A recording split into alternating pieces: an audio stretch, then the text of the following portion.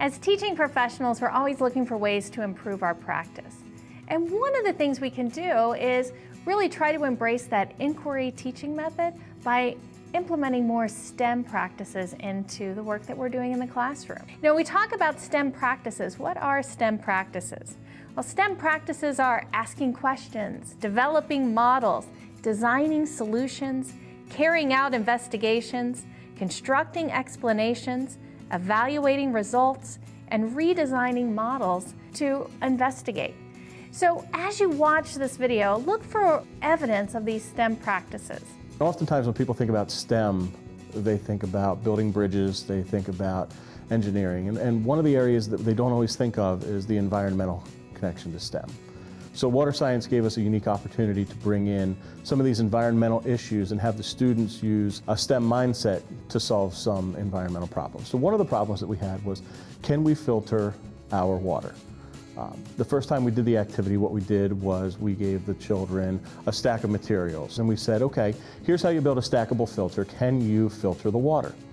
And the students did a nice job. They knew that they had to build a stackable filter, put holes in the bottoms of the cups, stack the cups up, put something different in every layer throughout, and then pour water through it. And lo and behold, when they finished the activity, they were all thrilled and all patted themselves on the back because they did filter the water, and it came out much clearer than it was at the beginning. But as teachers, we sat and we started to talk and we started to think and said, how can we do a better job of bringing more science into this? So what we decided to do was use the Earth as a model. We looked at the layers of the Earth and we presented the various layers of the Earth in a very simple model to the students. And we said to them, can you use the Earth as a model or as inspiration to build a stackable filter? And the students did that. And the conversations were wonderful. When we talked about the humus layer being all those tangled up roots and a knotted mess, one of the students said, well, cheesecloth kind of looks like this knotted mess that we have. And they shoved it in a cup and they said that could be our humus layer. And all the way down through the topsoil, the subsoil, the fragmented rock, and the bedrock. No, because that's you can go through that. This is the bedrock is a cup. Because you can't go. Water can't go through the cup. When they finished that activity, they could then say, now we filtered the water, but we filtered it like the Earth filters it, and they could describe the infiltration process for the Earth. So not only is this activity a great introduction to infiltration, but it's a really nice segue into learning more about the drinking water treatment process.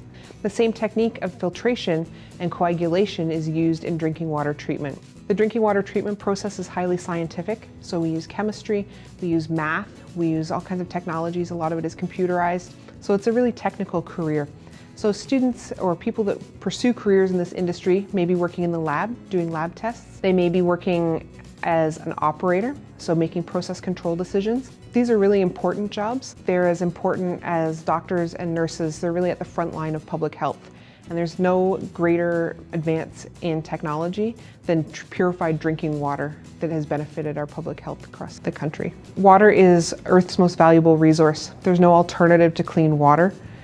And this activity is a great way to show students how we clean water through not only infiltration, but also municipal drinking water treatment facilities.